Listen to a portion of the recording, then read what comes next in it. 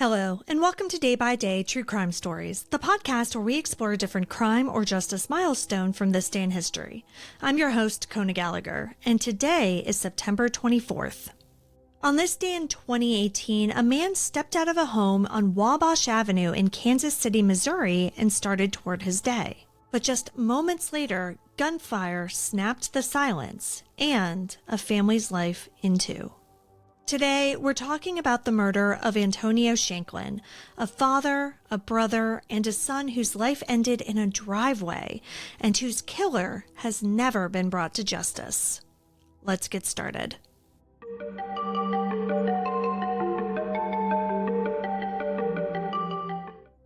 Antonio C. Shanklin was born on January 26, 1981, and grew up in the city he'd always called home, Kansas City, Missouri. By the fall of 2018, he was 37 years old. He was the dad of two with a family who loved him for the everyday things, showing up, making time, and just being there. It was 5:42 a.m. on Monday, September 24th, 2018, when 911 calls began coming in. According to the Kansas City Police Department's Unsolved Homicides page, the shooting happened in the 3800 block of Wabash Avenue. Antonio was leaving home when he was shot. Neighbors would later tell reporters that the area is typically still and dim at that hour. Maybe some early risers are out walking their dogs, or some were warming up their cars, but a volley of gunfire is not what anybody would have expected. Officers arrived to find Antonio in the driveway. He'd been shot. The public record doesn't confirm how many rounds were fired, whether a weapon was recovered, or whether anyone saw a shooter flee. At that hour, visibility can hide more than it shows.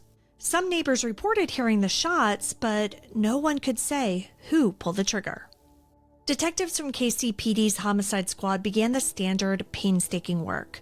They went door to door to determine who heard what, when, who had cameras, and who was even awake. In many unsolved shootings, that first canvass either breaks the case open or leaves detectives with a handful of loose threads. This one gave them very little. There were no immediate witnesses who could describe a suspect or a vehicle. But nothing about Antonio's routine suggested robbery either. He was leaving a residence and then he was ambushed. That detail made investigators look harder at the idea of a targeted attack. But if that's what it was, why that morning and why that driveway? Unfortunately, the answers were few and far between. Eventually, the case was entered into KCPD's public unsolved homicides database, but it wasn't forgotten. Behind those entries are detectives who don't put a line through a case just because it's old.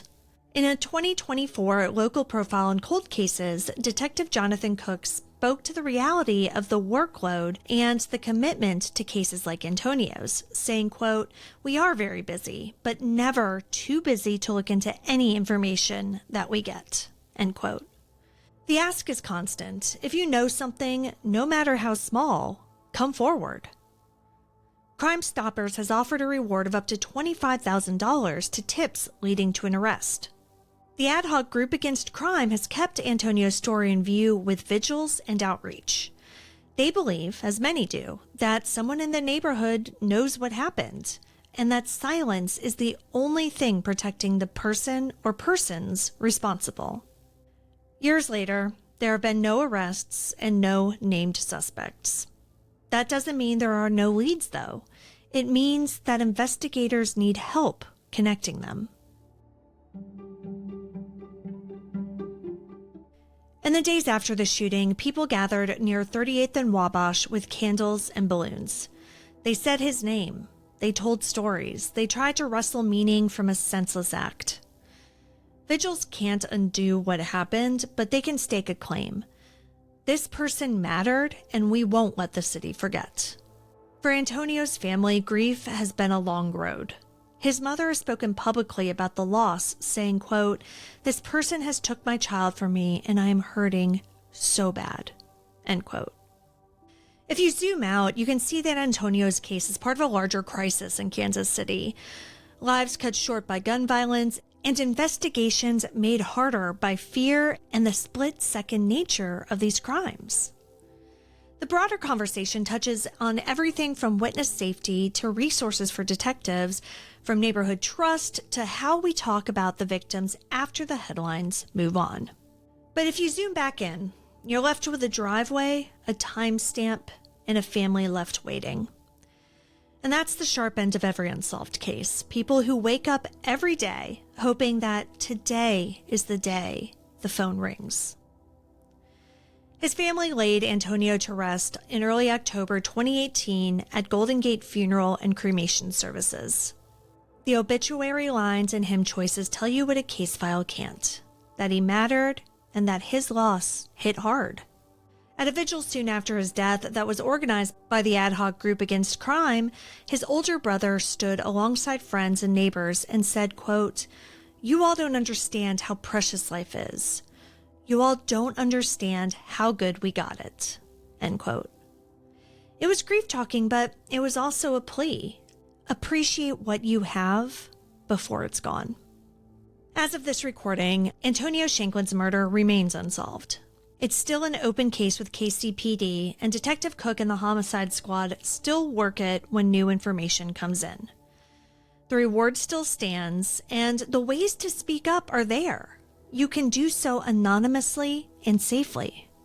So if you were in the area of Wabash Avenue on September 24th, 2018, around 5:30 to 6:30 a.m., and if you saw a person, a car, a flash of movement that didn't make sense, your memory could be the missing piece.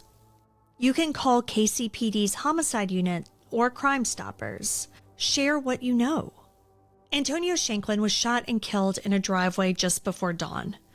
He was a son, a brother, and a father of two.